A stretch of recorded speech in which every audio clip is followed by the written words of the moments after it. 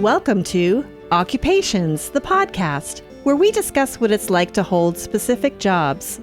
Occupations is brought to you by lotsofmaps.com, where you fulfill your vintage map gifting needs. Visit lotsofmaps.com. Hey everybody, welcome to Occupations, the podcast. I'm Andy Jagalinzer, and I have an awesome guest this month, though I say that every month. It's true, each month, and especially this month. Today we have Erin Alberty. She is a journalist/news reporter for Axios, and she is joining me from her home in Utah. Welcome, Erin. Thank you so much. Hi. Great to have you on. We're going to find out a little bit about you and your job and what it entails. So let's go right at it. We know what a news reporter is, but what kind of reporter are you? So I'm a local news reporter. I always have been, and I haven't really ever wanted to do anything different, but I cover Utah news for Axios. We're an online publication. I write a daily newsletter with one reporting partner about local news in Salt Lake City and the rest of Utah. And we put out individual stories online and then send a newsletter to our readers every day. Right. So that's a daily post you have there. Monday through Friday. We Okay. go Monday through Friday, and we take the weekends and the winter holidays off, at least unless the aliens land or something really crucial happens. It that is we have Utah. to Yeah, you're close to... If they're going to land, I think they're going to land here. You think so? Yeah, I know New Mexico. I brace for it, yeah. New Mexico and Nevada have kind of been sort of attached to it, but they could land anywhere, honestly. And they're here anyway, aren't they? I mean, it's hard to say no to that, I think so. All right, you heard it here first. Buy a news reporter. Everybody, Utah has aliens. They're probably here, but they blend in well. Anyway, I went completely south on that one, but let's get back into news reporting. Okay, so you've got that. You're kind of in charge of Utah news, local as well as state, correct? Mm-hmm. Let's kind of back it up a little bit and find out a little bit about you. Where'd you grow up, Erin? I grew up in Ottumwa, Iowa, which is, I think, like the census calls it a big town. It's like 20 to 30,000 people. Actually, I don't know what its population is now, but that's when I was living there. I grew up there, and I went to college in Iowa at a small liberal arts college there. Okay, so you went through public school, I'm assuming? That was kind of all we had. We did have one Catholic school through 8th grade, but I didn't go to it. Okay. We had one high school in the whole town, one junior high in the whole town. You take what you get in small town America. Absolutely. When did you first start to enjoy writing? Early elementary school. Okay. And then, I probably had some other ideas as I was growing up, but it was always the thing that I was best at. And I had actually a really good education in writing and reading. Even at that age? Yeah, throughout. My public schooling was pretty strong in that. And I had teachers who kind of worked with me on self-editing, just looking at what you've written and imagining, how could it be better, and just following the instinct that it could be better and putting more thought and time into how you write. Right. And I really liked that process. I liked being edited. I liked editing myself, just kind of hearing in my ears when something can be written better than I've already done it. Were you reporting about like the jungle gym and recess and things like that? No, honestly, my news journalism exposure was mostly from reading my hometown paper every day, starting when I was about 12. And I ended up interning at that paper for a summer when I was in college. So reading the hometown paper. Well, I also read the Des Moines Register. So I was reading like 2 newspapers a day, but in the hometown paper, I'm mostly looking for references to people that I know because it's a small town. So were you writing creative pieces at that point? Yeah, as a kid, I was always writing little stories and stuff. And then through junior high and high school, just school assignments and whatnot, but always reading the news. Looking back at your first writings when you were little, do you still have any of that stuff? My mom may have it somewhere. I was always writing little stories about like animals and stuff, and stories about just being a kid. Like I have a daughter who's 12 now, and honestly, I don't think she was asked to write very much fiction at all, but it was a very common assignment when I was young. And then, a certain number would read their stories aloud to the class. And if I hadn't been called on by the end of the reading, the class would demand that I read my story because it was always going to be funny or weird. Oh, wow. So, yeah, and not in a, like making fun of me way. I mean, well, maybe a little bit, but mostly just because it was funny. And I'd write jokes in my stories. So at this point, would you, looking back at it, would you think you'd enjoy it, or you think you would be sort of embarrassed by it? I think I'd probably like some of it, and then I'd probably think a lot of it. It's like, oh, I was clearly reading a lot of the Babysitter's Club at that point in my life. That I'm really picking up a lot of notes, like the characters have some of the same names. But no, it wasn't fanfic, though. Like fanfic wasn't a term anybody was aware of at that point. But I don't know. I'd probably find some of it pretty funny and others of it pretty embarrassing. Well, I look back at stuff that I wrote a decade ago as an adult, as a news reporter for a statewide audience, and I'm pretty embarrassed by how I wrote it. So like that, being embarrassed by your past writings is part of growth. Well, isn't that really what parents are really supposed to do, is save the thing, whatever that thing is, to embarrass your child later in life, right?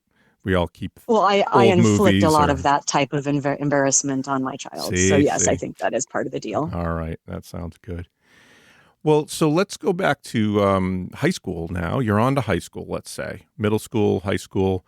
Did anything happen in school that sort of, again, got you even more excited about writing potentially? Were you working in the school newspaper or something like that at that time? No, but I was reading the news a lot then. And there were some interesting education stories that emerged while I was in high school that the local news was covering heavily. And a lot of my friends had started reading the news too. I think it was like a bond issue to renovate our crumbling building, which, when you're in a small town in Iowa, the next biggest town was at that time, I think, an hour and a half away. So your high school is kind of a centerpiece of your town. Everyone in town comes out for the football games. When you have stuff like pieces of the wall falling off and hitting somebody during a school assembly. Yeah, that's not good. And like there isn't room for stuff that like you've gone to some other schools and seen that they have. It's like, oh my God, like we look like the high school that's in the movie Hoosiers from like the 1950s. Wow. It really needed an upgrade. And then there were a lot of people in a pretty poor meatpacking town that were just like, this is not necessary. And sort of just what's the value of education? What dollar amount will we put on it? Became kind of a salient question while I was in high school. And it did engage a lot of students because like we were the ones going to that building every day. They were interviewing my classmates and stuff. There was also, and this is really, really sad, there was a fatal shooting at my high school, a murder. The boy who sat behind me in driver's ed shot and killed the boy who sat next to me in the schoolyard. And the dissent of in not just our hometown media, but like statewide media, everybody who was there, everybody who was a witness, everybody who had contact with that incident definitely was following the reporting and the behavior of the reporters. We had seen some of the familiar faces from the hometown newspaper just wait across the street, knowing that like we kind of knew who they were.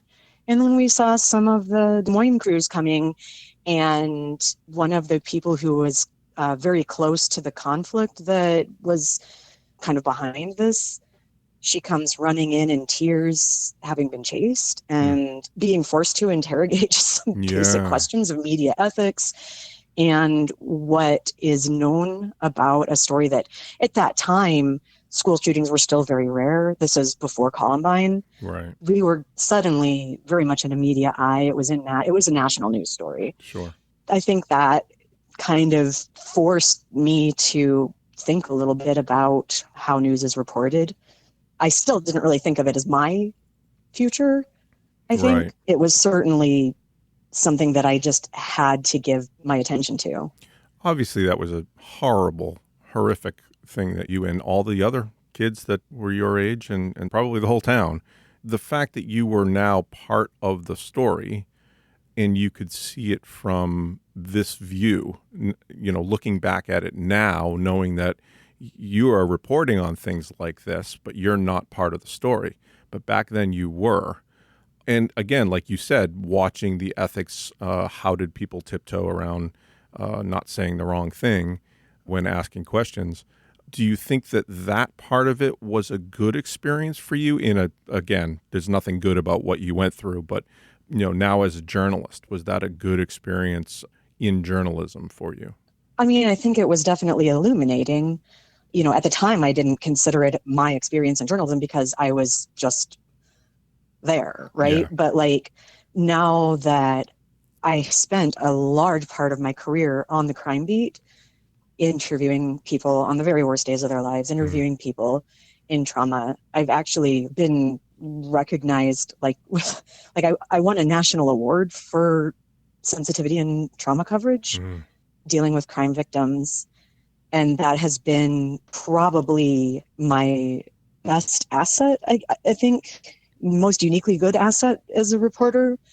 And I'm certain that being involved in a traumatic story informs that and informs how I talk to people, because I can still remember being approached by reporters.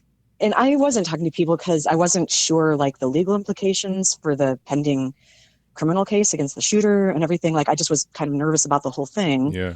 And most of the students who did speak spoke pretty vaguely about feelings and mood at the school and everything, as opposed to what they knew of the crime. And, it's a complicated thing. I mean, we're talking about a crime that hasn't been adjudicated yet, but in any situation, no matter how adversarial, that the people who are close to it are going to be vulnerable to some extent, and treating them in a way that respects that is something that even freshmen in high school will notice.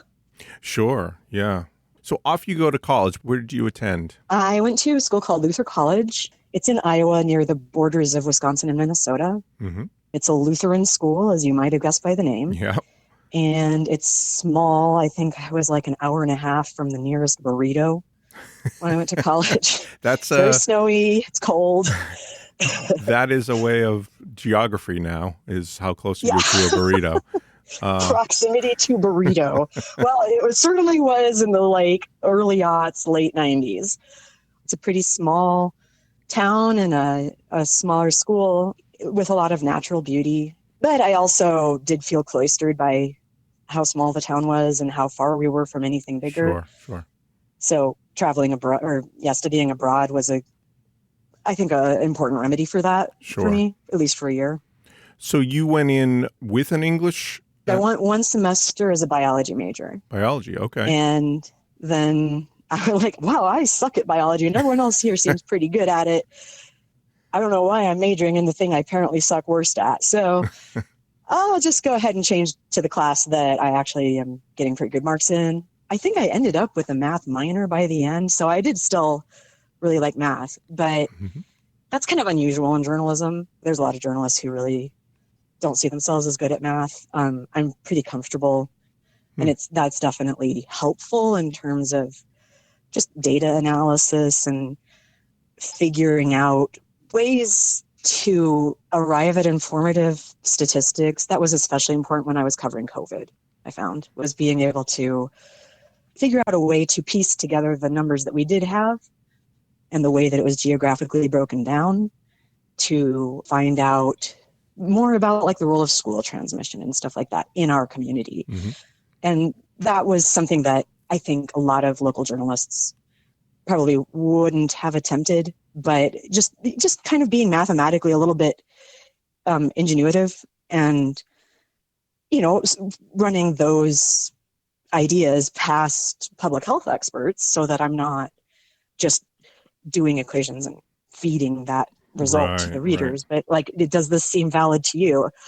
Actually, yeah, that really, you double check that. So, there are ways to use numbers to answer questions that are important. I still, to this day, every time I get a spreadsheet from the Census Bureau, I tend to go a little bit nuts. And so I tend to hyper-focus. Give me a spreadsheet and I'll end up with some organized chaos that is kind of intriguing. All right. So you knew you were a writer, or at least that was what you wanted to do.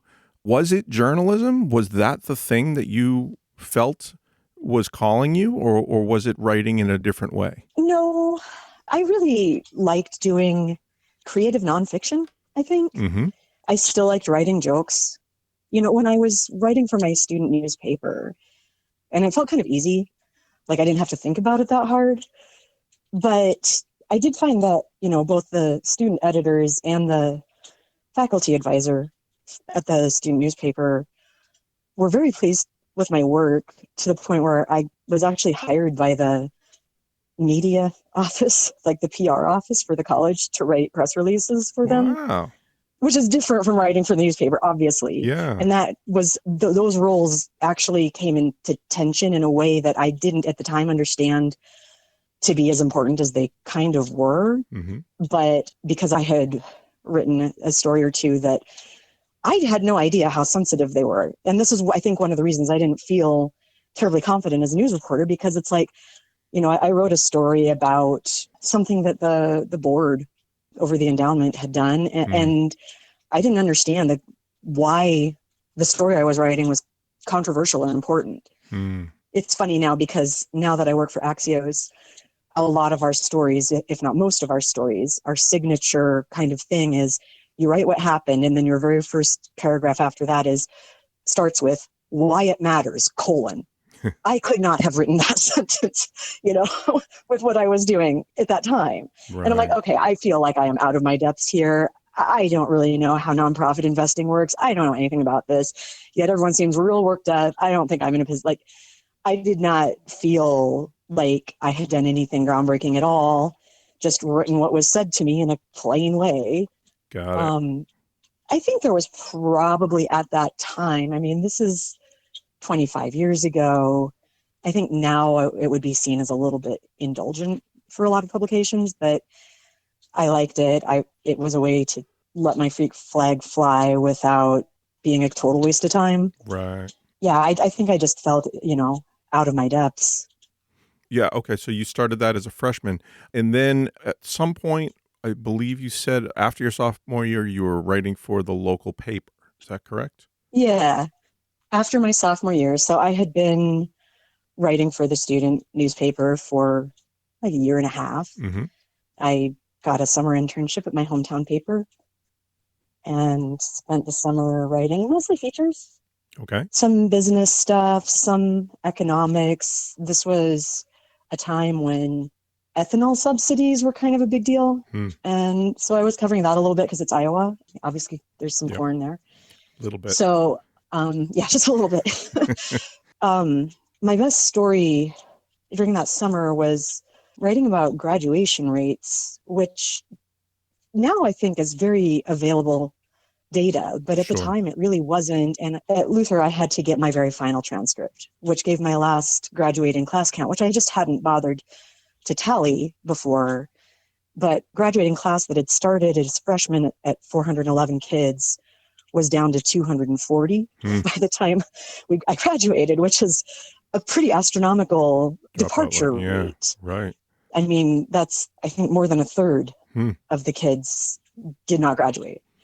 And it wasn't that everybody moved away. I know that we had a ton of teen pregnancy. Now, they did have a nursery for the children of students at my high school. Wow. But a lot of people, we had a community college that, a lot of people left and got set up in a trade there. So it wasn't like, they just drifted into nowhere. But there was, that did happen to a lot of people. And I think that, when I asked around, everyone else I talked to about that number was aghast. They had no idea.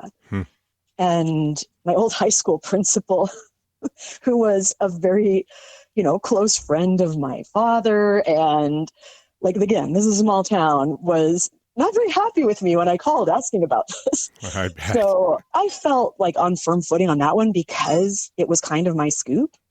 That was like, okay, I can handle that, but it wasn't like fun, Right. And I'm like, right. I knew just from the way you see journalists depicted in movies and television and whatnot, that like good journalists think it's fun to piss people off. And I was like, I don't know that I find that very fun. I feel kind of nervous and I'm worried I'm wrong about something. Yeah. So, well, and these are kids I don't too, know that right? This is for me. Yeah, I see what you're saying. You obviously took a lot away from that. It was starting to come together as this might be a path for you, career-wise, because you were doing... It wasn't really until, because I remember even being in England, I think at like Stonehenge or something, and just thinking about that internship and being like, I don't think that's for me. But I also didn't know what was happening to me as a result of traveling as much as I did, because I traveled alone a lot during that year. We had a lot of breaks, and I'll be honest, I didn't study that hard. I certainly passed all my classes and everything, but like I have a proximity to all these foreign countries that I'm probably not going to be back to anytime soon. So I like found ways to kind of scam Brit Rail and managed to make my way around the country, but then also over to the continent and traveled down to Morocco for a bit during a trip to Spain and everything, and all of it alone. So I became a lot more independent in that experience. And then I just really wanted to travel. So when I came back my senior year, I was like, well, whatever I do, I think going to far away places is at least as important to me as writing being part of it. Mm-hmm. So that's why I sought a job teaching English in China. All right. So junior year, you were abroad in England, and now you're graduating. Was there a company that you got hooked up with? Yeah, actually, it was the nonprofit humanitarian arm of the official Chinese Christian church. So I did some volunteer ESL teaching in England, in Nottingham, where I was living. And then I kind of wanted to keep doing that because I kind of like that because you got to meet people from other places and everything. Okay. So you go over there, you start teaching English, very different from reporting. Was it people that did not speak any English at all? No, I was teaching college students who had English through high school. So the Chinese like equivalent of the SAT or the ACT are three subjects, Chinese, math, and English. Got it. At least they were at the time. I'm not sure that that's still how it works, but at least it was at the time. So English was like a required course for everyone. And these were students at teacher training colleges. Were you getting to the point where you weren't enjoying that as much, or what made you change at that point? Well, no, I did like it, but I mean, my contract was for 2 years. And I thought I should go back at the end of that, but I ended up going back early because the SARS epidemic began, and I was required to evacuate from the town where I was living. So I came home earlier than I thought with no plan, really, about what I would do next. So I just thought, well, I don't really feel as nervous about the dumb questions anymore because I have been asking dumb questions daily for 2 years, 3 if you count Britain and all the travels there. And I also could kind of recognize, having been in the middle of a public health crisis, the value of being in an independent media. So I was like, I'm certainly not as scared to do this job because really, like, I felt almost anxiety about being a reporter before. And at that point, I'm like, I don't really feel any anxiety about this at all. And so I fanned out some of my articles that I'd written in my hometown paper during that summer, and maybe a couple of things from college, and sent out some cover letters and tried my best. I think I sent out 3 applications. I was a finalist for a job in Kalispell, Montana, that I didn't get. And I asked why. They were like, well, just experience. We had 150 applicants Yeah. for this job. Everyone wants to go live in skiing country. So, Right. but your cover letter was fantastic. And so I made my cover letter funny, and they seemed to like that. Great. And I applied at Houma, Louisiana, which didn't call me back. And I applied in the Upper Peninsula of Michigan, which called me in for an interview. And I later found out they had just interviewed somebody from the editor's beloved alma mater, University of Wisconsin. Eek. Fellow Packers fan. What was I going to do to compete with that? And after I was hired, the other personnel there were kind of shocked because he liked that other candidate so much. And I still know exactly what happened in the interview, which is why I got hired instead. Do tell. Yeah. He looked at my clips. That's your sample articles. That's what they call them. And was like, I can see that you're a strong writer, and I can see that you've done a really good job with lifestyle and features coverage. But, this job is going to require you to cover like city councils and stuff. So I guess what would give me assurance that you'll know what you're doing when I send you to a city council meeting? Right. And I was like, well, if you asked me to do that today, I would spend the rest of this afternoon just plumbing the archives of the newspaper, catching up on all of the stories that mention that city council to just get caught up on the issues. I would reach out to the reporter who covered it previously, because it was one of these very small papers that people just go up to a bigger paper. There's no like competitive reason that they would not talk to me. And just get a primer from them just to get some of the names and important people and what their sides are on the various issues in case it isn't clear from the archive stories. And I would review the agenda and make sure I understood all of it before getting in the car and going. And I'd draw a careful map to the city because it was a pretty big remote area of the Upper Peninsula of Michigan, this little peninsula that juts into Lake Superior on the northern part of the Upper Peninsula. So we were like up there. Some of my city councils that I covered were like an hour away. So that's what I do. He asked the question in a way that I think he was trying to see if I'd get scared by his question. Am I going to cry or crumble at the question? Am I going to have an answer? Right. And I think the fact that I was just like showed that I was like resourceful and would do all the right things. Yeah, versus just showing up and pretending what's going on, or just kind of listening sort of and like figuring it out. You actually did recognizing research. what you don't know and how best to work around that. Right. And I could see him smiling as I was describing what I'd do if you had me do it today. Well, I think I had a pretty good interview, but I didn't realize until I actually got up there to start that job that I had overcome a much stronger candidate with a lot more experience, an actual journalism degree, and a familiarity that like a light community to get that job. And that editor ended up being just a marvelous teacher because, like I said, almost everybody else there studied journalism in school. I had not taken a single journalism class. Right. So there's so much to learn ethically and technically, how to handle interviews, like how aggro do you really need to be? Like, when's too late to call a city council member? Like, it's 11 at night. Is it crappy to call somebody 11? I don't know. Like, just basic stuff like that. You kind of have to learn fast. And, there isn't like a state bar or a medical licensing board that's going to take away your license if you screw up. It's not as formal, I think, as a lot of people imagine the rules of journalism to be. You basically just have to behave in a way that is, a lot of it is like, does this feel right or wrong to me? Yeah. Like approaching a story this way, approaching a source this way. I remember hearing some reader yelling at an assistant editor in the newsroom, and I heard them say something like, "Sir, I'm just doing my job." And I'm like, I'm not sure I'd say that to somebody. Yeah. I feel like, you're putting your name alongside the masthead that you're working for, just to say that it's like, my job's making me do something that you don't like. It's like, no, I feel like I need to own that, or I need to challenge the masthead. Basically, I need to challenge my editor. You can definitely squirrel around with like, my editor is going to ask me why I didn't ask you this, so I'm going to have to ask you this. Right, Sometimes you'll say that, but editors know that you're doing that. That's just a source management thing. How long did you do that job in the UP? I was there for about 2 years, a little less than that. And then I went down, I got a job at a slightly bigger paper in Saginaw, Michigan. Okay. And I was there for, I think, 3 or 4 years. Okay. Great.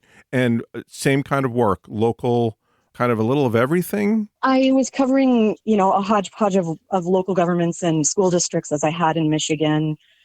Then they also gave me a humor column, and I can't really remember why. Huh. I don't know what they had seen that I'd written that they thought was funny, but they did. And then I also ended up working the police beat, which was a really interesting experience in a city that had crime rates that had it like at the top of like national lists for aggravated assault rates in the city of such and such size. There really was a lot of crime. And there was also a lot of racial tension, which, coming from rural Iowa isn't something that like I had any exposure to. So I found that to be like a really, really important learning experience. And also just working the crime beat. Of course, you have to deal with people who are upset when you're covering local government and school districts. When you're covering crime, it's definitely next level. I was drawing, I think, pretty heavily on my own experience, like with trauma and violent crime at that point, because you do have to be careful and deferential and sensitive with people who are going through traumatic losses and just threat, Yeah. Learning to manage source anonymity in a city that has a pretty significant gang violence problem and in the circumstances under which you can offer that. Okay. Yeah, circumstances under which sources, can freely back out of a story. When you're working a local government, it's like, oh, you signed up for city council. You can't backtrack on your quotes. Well, somebody who might get killed if they were on the record and they just realized that is this a hard and fast rule? Once on the record, always on the record? Yeah. And having to talk to editors about that and learning, it's like people will talk like there are hard and fast rules for these things, but it's not that simple. Right. It never is. God, I remember one time, and this was very early in my time in Saginaw, a woman called. She was younger than me. She was like 21. And she'd just been in a terrible car wreck and had already had one of her legs amputated. And they were considering amputating the second one, but she was having all sorts of trouble with health insurance. And I'm like, this is horrific, it's an interesting story.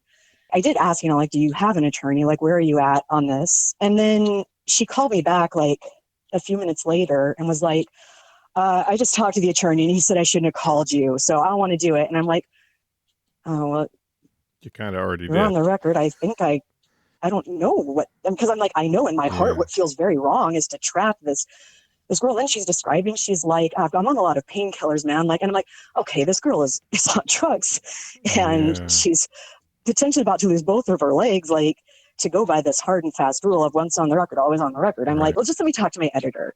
Worst case scenario, I'll just get in trouble. But I just want to make sure that everyone's okay with this. So I go to my editor, who before being a reporter was a death notification officer during Vietnam. Oh, man. And I tell him the situation and he looks at me like I'm an idiot. And he's like, so what's the question? Yeah. And I'm like, can I take her off the record now that she doesn't want to be on it? And he's like, Erin, we're not doing this story if she doesn't want to do it. Like, he gave me this, what is wrong with you? Look, you're a news reporter, you're covering reality, and reality is never black and white. Yeah. Sure. Like, I am done with these kind of rules where I'm going to pressure some vulnerable person. Yeah. Well, that's a good experience, though. You'd think anyone would ask that question in that situation because you have an obligation to tell the news, but at the same time, can you have a little heart too? Well, and can you treat one source differently from another? Because again, a congressman tries to backtrack on what they've said to me. That's not the same thing at all. Right. So what is the reason that you're going to treat one source differently from the other? Well, yeah, it turns out, it is fair to weigh the source's vulnerability. It sounds so ridiculous when I'm telling that story. I can totally see why my editor just had this look on his face like, what sort of monster are you? You're going to make this 21-year-old force her to stay on the record when she doesn't want to be. Right. This is crazy. Yeah. I can totally see why he was aghast by the question, but it's also just like, well, you're learning on the job. You're taught this rule and it's explained as a rule, so you won't chicken out when you have to press, a more savvy source than that. All right. So a few years there and then off to Utah? Yeah, I had a coworker in Saginaw who was from Utah, and he wanted to go back. I think he planned to work his way east, but it wasn't the easiest place to live, I think, especially for people who weren't from there. So he wanted to go back to Utah. He got a job at the Salt Lake Tribune and alerted me when they had openings. And I applied and flew in for an interview, flew over the big tall mountains that are right outside of town. And I was like, I got to nail this interview. I want to live with these mountains. This is really pretty. Nice. Yeah, I worked there for close to 15 years. Wow.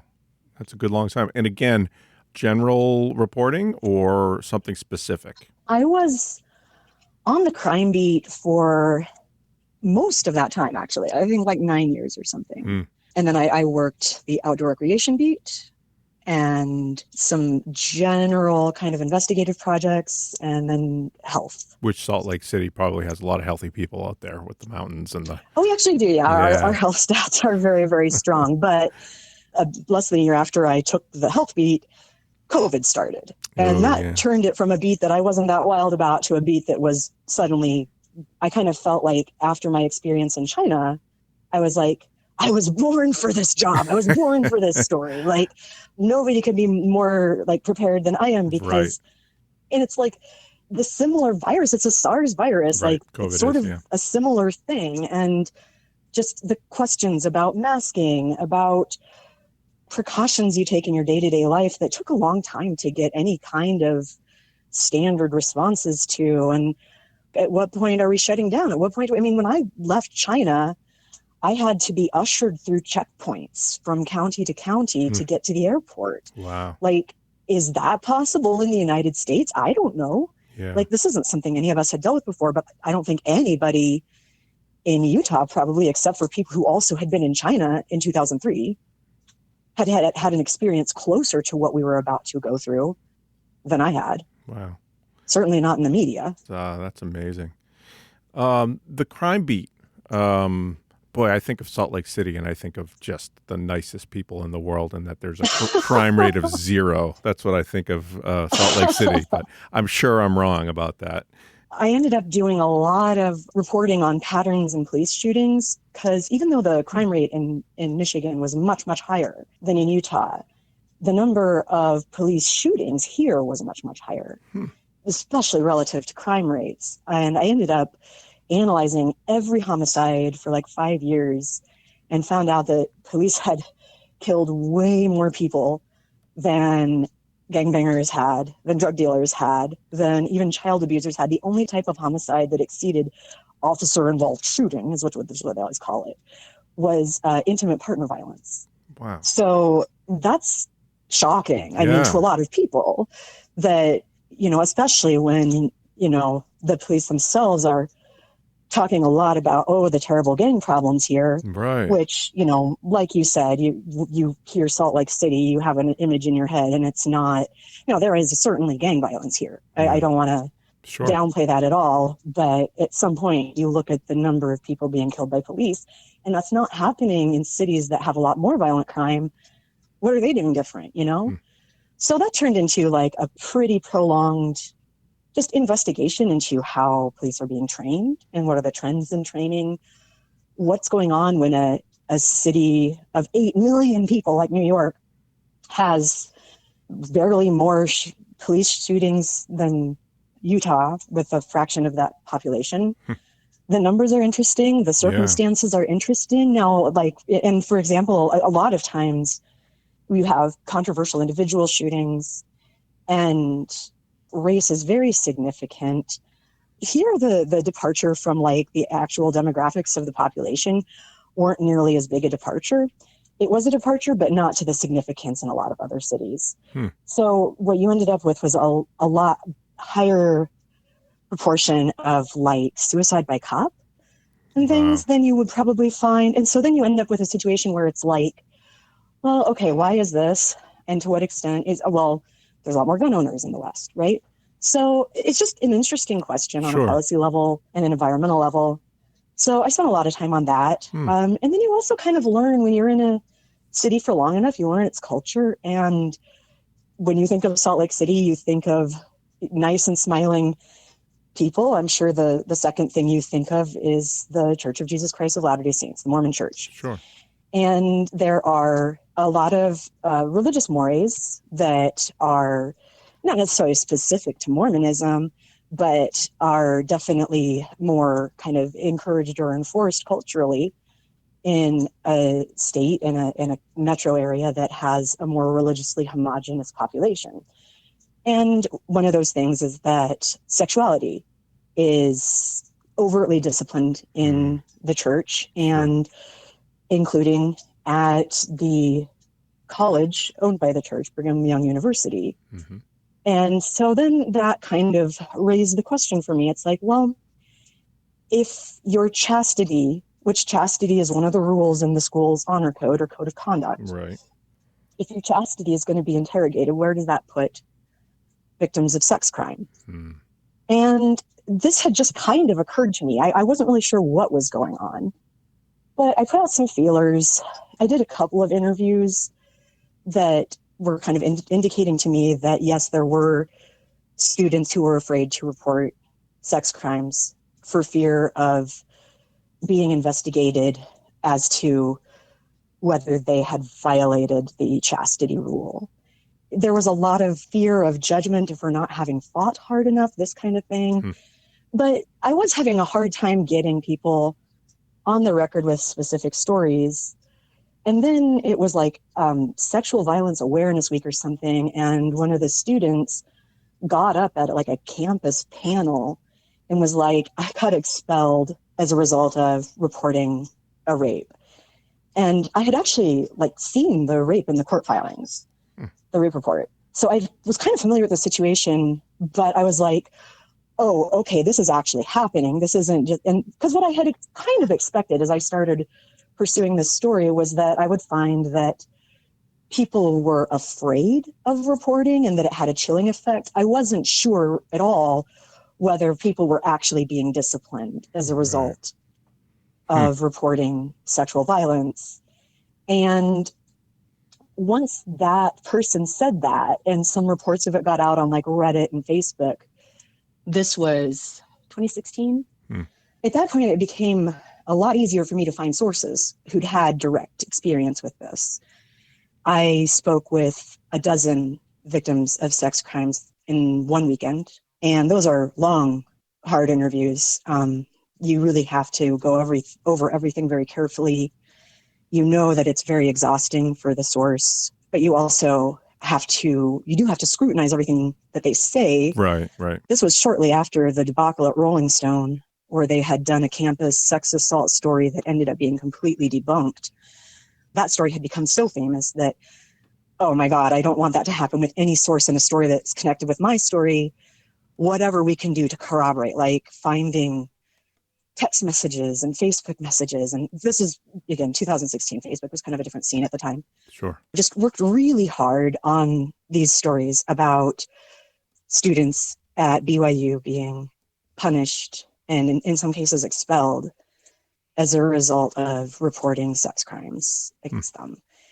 I did honestly think that the school, after we wrote that first story, where we just focused on the 4 of the survivors, that the school would automatically kind of suspend honor code discipline until they sort of sorted out a way for people to report crime.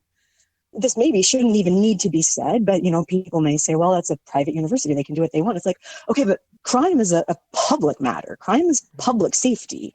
If criminals have immunity for some reason or leverage with which they can extort victims, predators can go beyond campus as well. Even if they don't have the same leverage, they can become emboldened. It's public safety. These are public crimes for a reason. If you knew that no one will speak up, I mean, is that giving a license to someone to say, I'm just going to go and do any kind of sex crime I want because no one's going to tell on me? Or push people, like, for example, there were students that I spoke with who said that their assailant had pressured them to break the curfew or something, and then threatened to report the breaking of curfew. Ugh. Ugh. which would lead to the interrogation into their chastity. Yikes. In one case, I spoke with a student. So this is a school where if you attend as an active church member, you have to keep getting endorsements from clergy. They're called ecclesiastical endorsements that attest to that you are a member in good standing, that you're active in your congregation. And there was one student who was starting to have doubts about the faith. And a guy in her congregation approached her and kind of started talking to her about religious stuff, got it out of her that she was having doubts about the church, and then lorded that over her for months of assaults that he would report to the bishop that she didn't believe in the church anymore and get her ecclesiastical endorsement taken away, which would get her kicked out of school. Just something like that. I mean, like, there are avenues of extortion, basically, blackmail, and coercion. It was a bad situation. So I kind of thought that they would suspend that whole process once we reported that first story. Instead, they were like, well, we're going to study the issue. And they convened some weeks later, like a team of experts in campus safety and sex crime to review student statements and everything like that. And I was like, well, I mean, if they're studying it, let's contribute to that study. We can keep reporting. And found so many stories, including some of the ones that I just told you about.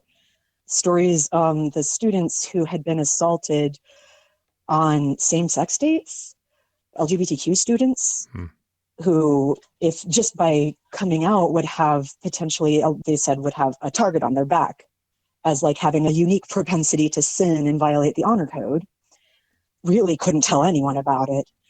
Those were fairly difficult interviews. I mean, these are all fairly difficult interviews. I don't want to say anything otherwise. These were students who had gone pretty far down the route of self-harm. And so it's just a difficult thing to interview around. And this is all before Me Too as well. Right. So sort of the public understanding of sex crime is not what it is today. But we knew that they were getting done with their study. And we were like, well, they're either going to be completely unapologetic about the honor code. They're going to say, we accept a chilling effect as a consequence of it, but we're going to keep doing the thing the way we've always been doing things. Mm-hmm. We were like, oh, maybe they were going to say that they've changed it, but it turns out there are all these loopholes so that students will still get in trouble for reporting sex crimes. Or they're just going to say, no, there is amnesty, basically, code for students in crime reports. And I had considered that last one potentially the least likely one. I wrote 3 versions of that story. Then the next day I got sick. I had a fever. And I heard my phone going crazy, like beep, beep from messages. And then it started ringing and I'm like, oh God, what's going on? And sort of in feverish haze, I look and I see it's one of my coworkers who had worked on these stories with me. And she's like, did you see the study result? And I pull up my computer and I'm like, oh, no, I don't know what's going on, man. And I look and I see that 3rd version of the story was the one we were going to run. They changed everything. Wow. And this is incredibly rare because whatever BYU does has the imprimatur of the church. And the church is a very hierarchical organization, not highly likely to change as a result of public pressure. So I saw this study and I'm like, oh my God, they're changing everything. And then I looked at my phone and all of those beep beeps from before were the victims who had spoken to me over the previous year. Wow. Just jubilant that it had mattered. And I was so relieved because we had sources who had entire blogs written about, like, speculating about their sexuality. One source had to leave BYU, and I saw the honor code report that her roommates filed against her with a bunch of very, very specious claims, even admitting that it was in retaliation for speaking to the media. And I'm like, oh, it wasn't for nothing. Like, this is right. Like, and I just also knew that because this kind of change could only happen with the church's approval, that it wouldn't just change how sex crime victims were treated at BYU, that it would change how everyone in Utah and members of the church everywhere would see sex crime. Yep. And it really, really did. And I heard that from so many women in the years after this. And that was probably like the most rewarding day that I can remember in journalism, was the day that was changed. Wow. But I would say a close second to that was when we found out we'd won a Pulitzer for those stories. Oh, how nice is that? Wow. Especially because the church had they'd not challenged the accuracy of our reporting, but they had challenged our methods to an extent. And that challenge had sort of given a lot of people reason to blow off the stories. But discredited stories don't win Pulitzers. I think everyone kind of knows that. And so, again, the sources who had spoken to us were kind of vindicated with that. And it really made a difference in how the stories were seen here. Yeah, that's amazing. Do you feel that the church was pressured into change, or do you feel like they saw this as a problem and really reacted on their own without really being pressured? Well, we talked to sources who had experienced this over several decades. So it had gone on for decades like this without being changed. Got it. So really putting the spotlight on it was a big part of it. I mean, just kind of hearing from the victims of these crimes, yeah, a lot of the most painful stuff, it wasn't just that they got kicked out of school. It was the whole mentality of people that had nothing to do with whether they'd get kicked out of school. Right. Had expressed, the obligation to have fought harder. One person I talked to was terrified to report to anyone because she'd taken a self-defense class. Ugh. But this wasn't like a stranger jumping at her from out the bushes. It was a friend. Yeah. So she was like kind of afraid to hurt him. Ugh. It's very normal for people under threat to want to de-escalate the situation. Fighting is not going to do that, especially when you're fighting somebody who is bigger than you and has already shown a disregard for your boundaries. Sure. Fighting isn't realistic for very many people. So, but not having met that obligation. And then combined with that it's an almost universal, as one of the prosecutors I interviewed put it. It is a near universal experience for victims of sex crimes to go through at least a spell of self-blame. Yeah. In some religious contexts, guilt is a sign that you've done something wrong and need to confess. So there were actually students who lost their ecclesiastical endorsements because they confessed to non-consensual encounters to a religious leader. And because the religious leader was like, well, they're saying this, there has been more of a push among, and this is also a faith community where religious leaders, the congregational leaders, are all lay people. These aren't like professional paid clergy who go to seminary and get a DDiv and take counseling courses, right? There's now just a kind of among the congregational leaders been more of a push to like, okay, when somebody confesses to a chastity violation, see if it was something they wanted to do. And if they say no, then this is a whole different ball of wax. This isn't something that they need to be punished for. They're punishing themselves. So like, it's punishing the victim. Like with that feeling of guilt. And we really addressed a lot of those nuances in our coverage. And I'm really proud of that, because that's the kind of thing that it's like, you have to know the culture of the place that you're in to write it in a way that makes sense to people and addresses the immediate kind of arguments that they'll have in their heads back to you. Sure. To the way you're framing the story. Wow. What a roller coaster of a ride. And this whole story was based on you just doing research on something you had heard. Or just kind of was like, that seems like an automatic natural tension when you have a chastity rule at a college when campuses are well known to be settings for sex crime. Yeah. Obviously, you must feel amazing knowing that you have done something that has caused change for the better in a major way. Maybe saving lives in some way, certainly reducing sex crimes, I would assume, without having that blackmailing ability. How does that make you feel? I think that I'm just glad that I was able to sort of be there as sort of vehicle for the sources, because nothing happened to me that was anything close to as bad as what happened to some of those sources as a result of talking to me. Right. So my biggest feeling when things changed was relief. Because, I never even talked to the sources about there being any likelihood of the school or the church changing its policies about this. I had no idea what to expect. And you can never promise that. Like, you have no control. Of course. All you can do is say, like, I think readers will be interested in this. I think that this is a story that serves the public interest in an important way, because, it speaks to the conditions around a pretty serious public safety problem. Yep. That is ubiquitous. I mean, sex crime is everywhere. There's no special propensity in people in Provo, Utah to commit sex crime. Like, that's absolutely not the case at all. It's just that, what sort of recourse do victims have, and what sort of justice is available for the whole community.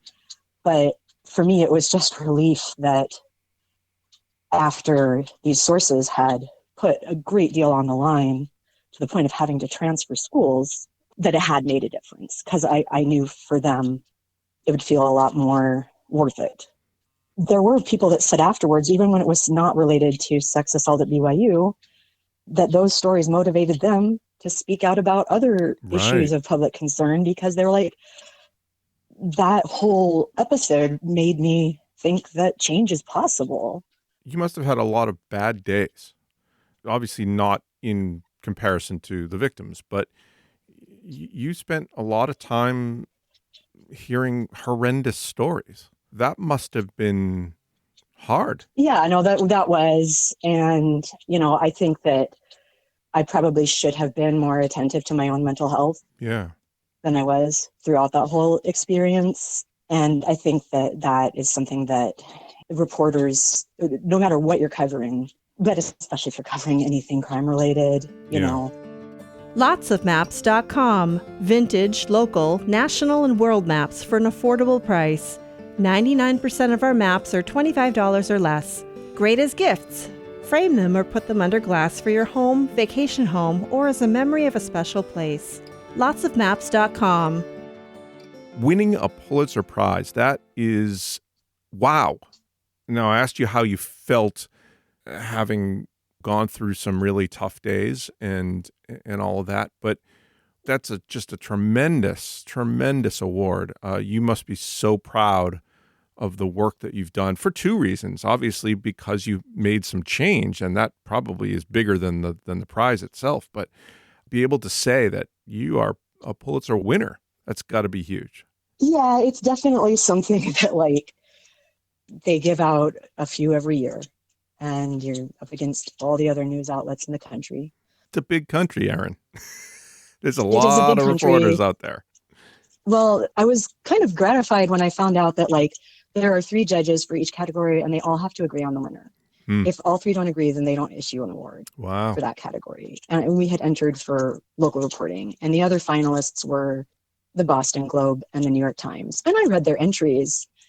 I mean, they were excellent stories, but just in terms of scale of what we reported, I mean, there's a bunch of stuff I didn't tell you that's super important to the story that we submitted. Sure. Involving the way that the campus police department was using its access to other police departments in the state to get information to use against the victims in these reported crimes. Things like that. Yeah, there was a lot going on. So the scale of just the reporting that went into it, and the scale of the impact that was so demonstrable in our case, kind of pushed it over. But even we submitted, I think 10 stories. I think the other finalists didn't have nearly that many stories, and that doesn't make them any less valid. I mean, you use as many stories as you need. We were reporting this organically as the situation unfolded before us. And one of my coworkers who worked on these stories didn't even know that they were announcing the Pulitzers the day that they did, right? She was off at a court hearing covering that. So I know that our work was deserving. Yeah. It was an exceptional story and an exceptional opportunity for journalism to make a difference because nobody else was going to do that in this case. I'm assuming maybe it opened a few doors for you, potentially? Axios reached out to me. I'm sure they heard about that. They didn't even ask for a resume. But they also, I mean, it's a newsroom, so they can figure out your history. Yeah. It was the first job I'd ever not had to send a resume for. Wow. But they wanted reporters who knew their community very well. And I think that stories like that demonstrated just sort of an understanding of like where your community is at, why it's unique from other communities, and what you can say about its history and its norms and how that plays into what's newsworthy and your judgment as to what's newsworthy. Because like I am now writing from a much more of a bird's eye view than I was at a newspaper where I was, one of a larger newsroom covering a specific beat. But I think that doing that well is definitely one of the reasons that I was on Axios' radar screen. And I hope I've done them proud. I think our newsletter's really good.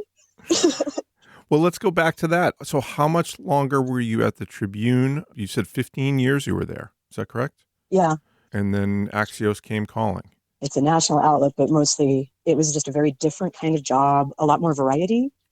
They had me do a sample newsletter, and you do a mix of hard news and lifestyle and whatever. And I was just driving back down it's called State Street. It's like our main street through Salt Lake City from the Capitol, and just kind of looking around and scanning for stories in a way that you stumble upon. Yeah. In a way that I hadn't for a long time because I'd been, focused on beat reporting. Right. And I was like, wow, I am enjoying Salt Lake City more in this moment than I have in like a decade. Wow. Just because I can cover anything. I'm just looking for bad things that need fixing. So how long have you been at Axios now? Almost 4 years. Almost 4 years. Okay. Let's shift gears a little bit. Give me an idea of a typical day. What is a typical day in Erin's life? I mean, I imagine it's not the same very often. No, though there's definitely a routine. We have pretty strict deadlines. And, again, we are a newsletter, not a newspaper, not a TV station. Our deadlines tend to be more strict than other newsrooms where I've worked where, everybody's fine if you work till 1 a.m, Right. But we're doing more of a bird's eye view here. So we start at 9 every morning with a phone call with my reporting partner and I and our editor, and just kind of talk about what we're going to do that day. We usually have room for kind of 5 items, one of which is a daily news roundup that we do kind of at the end of the day with links to like our competitors.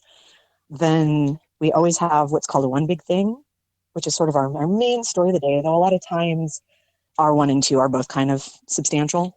And then sometimes our last item will be as simple as a photograph, Like last week, I saw a parking space for 15-minute Botox parking. And it was at a spa, Right. But it's funny because Utah has an extremely high rate of injectables and plastic surgery. And always has. Like we have plastic surgery billboards lining our highway. Yikes. It's definitely a thing here. So that parking sign was just kind of funny. And that is a one sentence, just like our faces may not be 100% real, but this sign sure is. And that's it. Like, pic du jour. That's great. Are you doing your own photography? Yeah. And we are not a very photo heavy outlet. Like we try our best to take pictures, especially when we do food coverage. It's kind of important that it's very easy to take bad pictures of food. And I asked for some help from somebody who's actually knows what they're doing on that one. We are just taking pictures with our phones. We aren't going around with big, huge cameras. Right. The best advice for anything really is use a microfiber cloth to wipe the lens of your phone so that it doesn't have all these like smudgy, like white halos around everything. Yeah. So we usually pick 5 stories or sometimes 4, depending on if multiple ones are kind of big. So Axios's signature thing is brevity, the writing style we call smart brevity, where we are giving you just the basics of a lot of stories. And sometimes that means that our stories are very, very focused. Mm-hmm. We may not be giving a lot of lollygagging context, in large part because we are writing intentionally to develop an audience that is already pretty well informed about the conditions in Utah. And sometimes, if we are proposing something as a story, we already know it to be doable for that day. Right. So maybe we have already done some interviews for it and gotten our information that we need. Or it's dealing with a source that we know is very reliably available. And then sometimes we're looking at data sets, like I said, from the Census Bureau or other studies that we're reporting on or something. And then we were writing, and around 2 p.m. is when our editor starts to ask, like, okay, where are we at? We're supposed to have our one big thing done by then. But if we aren't, it's just what's happening with the news. Sometimes there's big breaking news that we have to just drop whatever we're doing and go cover that instead. Sure. And then suddenly our day is in disarray, but that's okay. So like 2, hopefully at least one of us is getting done with our main story for the day. And then we're kind of done with everything by 4:35. Okay. And then at that point, and if you're already done, at that point, you're working ahead. You're looking ahead to the next day's stuff. Are you jumping in your car, going to see people? Are you on the phone all the time? Are you online all the time? What is your mode of communication and research? I'm not going in person now as much as I used to. Mm-hmm. And that's in part because we aren't as photo heavy. And it kind of depends on how available those sources are. Your writing itself, at what point do you say, okay, I got to sit down and write this thing? Now that I've got my facts together, I've got my information from my informants and things like that. What's your routine as far as writing up the story? I usually write in one push unless I have like intervening interviews, like depending on how the day is shaping up for other stories potentially. Sometimes I can tell a story is a good story just from the lead that I've imagined or the headline that I've imagined. Sure. And you're not writing those, correct? The headlines? Mostly are, yeah. Oh, okay. Online stories before I came to Axios, the stuff that you read online, largely the headlines were reporter written, and the reporters often have a lot of incentive to put a lot of thought into their headlines for online because that can make or break the traffic that a story gets, which sometimes, depending on your newsroom, it can be how you're evaluated. If we have a headline idea, certainly if it's good, nobody's going to change it. Sometimes our headlines get changed, but not usually without our knowledge. So I know that a lot of times you'll see people, well, the story is great, but the headline is really unfair. Well, that's not the reporter's fault. And it's like, yeah, I wouldn't bet the farm on that. It may well be the reporter's fault, but but you do have to put thought into your headlines just to get people to find it on a search engine, which is getting harder and harder too. Yep. A lot of times writing a news story as compared to having a baby. As once the head is out, it's a lot easier after that. Axios, I was worried when I started because I enjoyed writing so much. Like I said, I didn't know I wanted to be a news reporter, but I did always, not always, but what I loved, what drew me to it was the writing. And so I have put a lot of thought into developing my skills as a writer, as a descriptive writer, as a storyteller. And I was a little worried going to this kind of abrupt writing style where every paragraph begins with a little header, that I would lose some of that skill, or it would be maybe a misdeployment of my talent. And instead what I found is that my writing improved more than at almost any other point in my career because it was forced to be so disciplined. Right. So Erin, what kind of advice would you have for somebody who might want to get involved with your field for sure, but maybe even directly doing what you're doing? Wherever you are, whether you're in elementary school or living in a neighborhood or apartment building or whatever, you have a community, so you can write a newsletter, you can write a news publication. If there is an issue that you notice that you just kind of want to keep people up to date on, a topic that you are up on that no one else is. Heck, one of the best beat reporters I've ever seen was Reality Steve, the guy who journalist who scooped all of the reality shows like The Bachelor and stuff.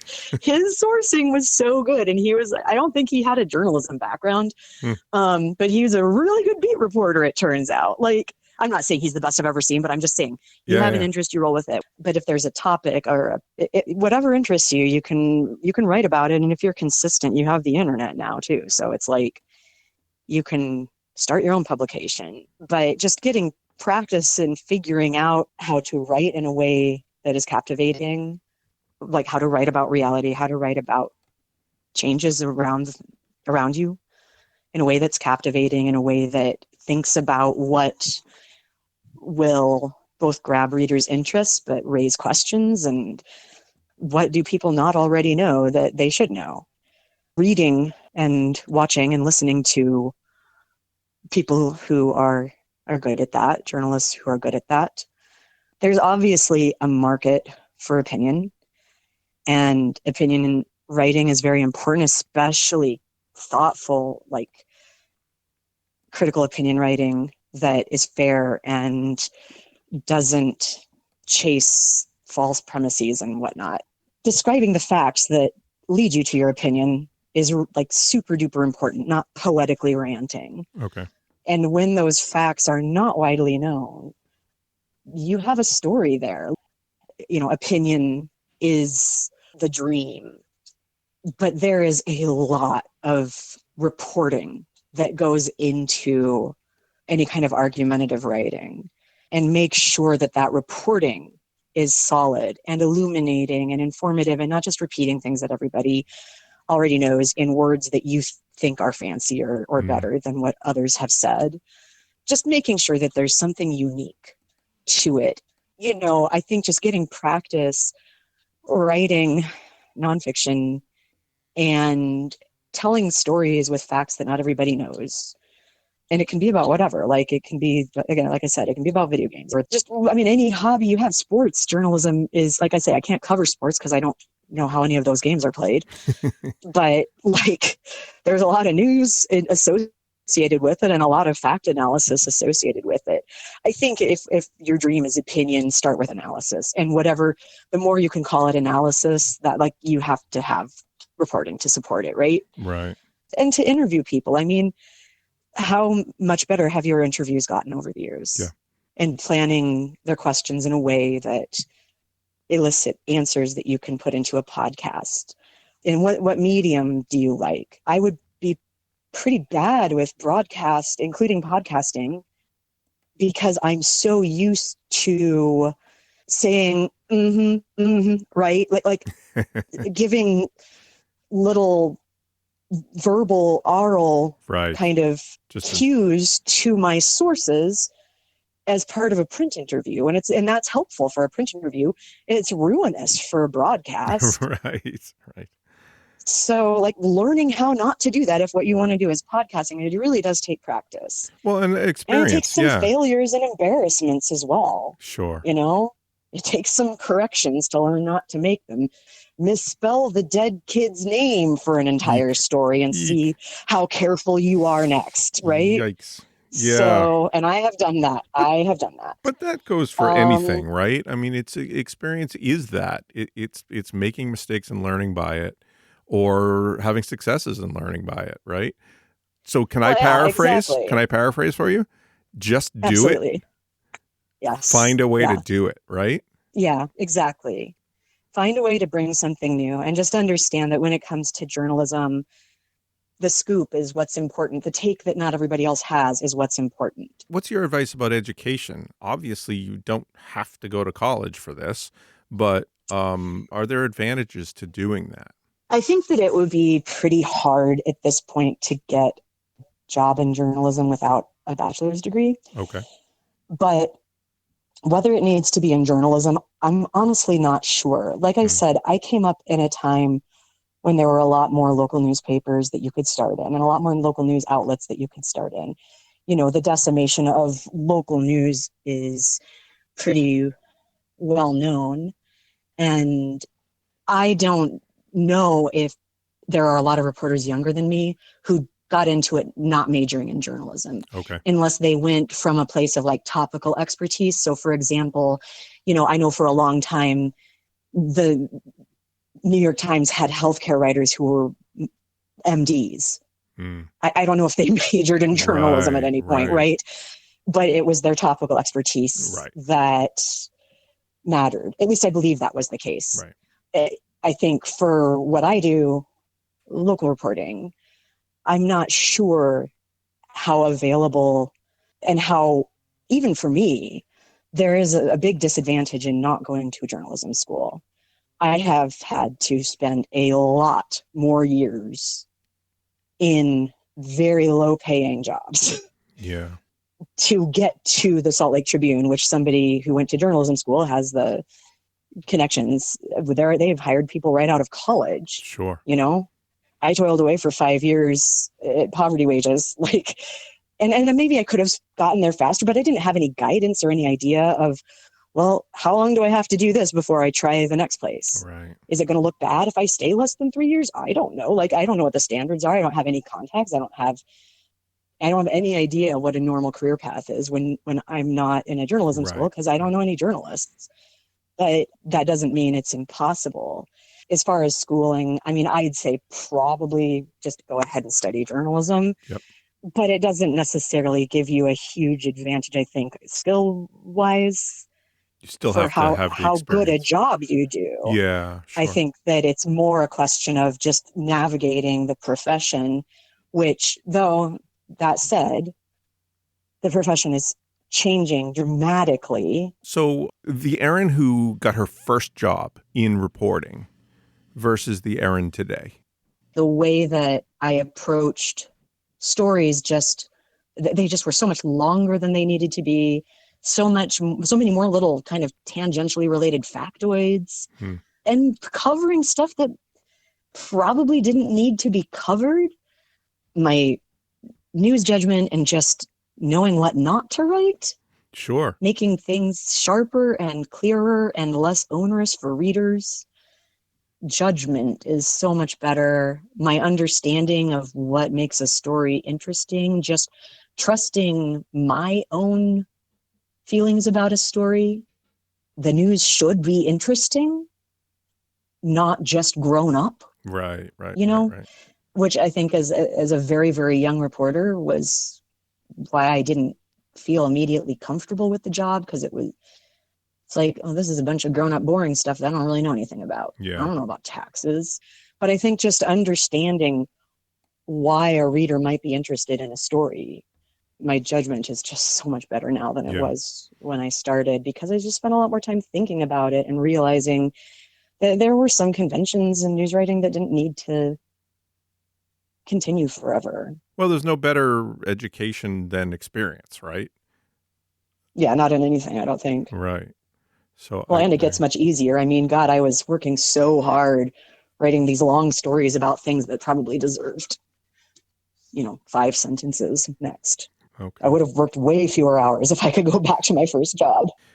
Erin Alberty, journalist, news reporter for Axios. Thank you so much for coming on Occupations and teaching us a lot about your job and what it entails, and what a great ride. Well, thank you so much for having me. I think it's awesome that you're doing this. Thank you. I'm enjoying it myself, and it's such a great education for me and others, hopefully, that are listening, and we appreciate your input. Join us again for the next episode of Occupations, the podcast, coming soon. Occupations has been brought to you by lotsofmaps.com. Please follow Occupations the Podcast on Facebook, Twitter, and Instagram to find information about our next episode or to see what past episodes are available.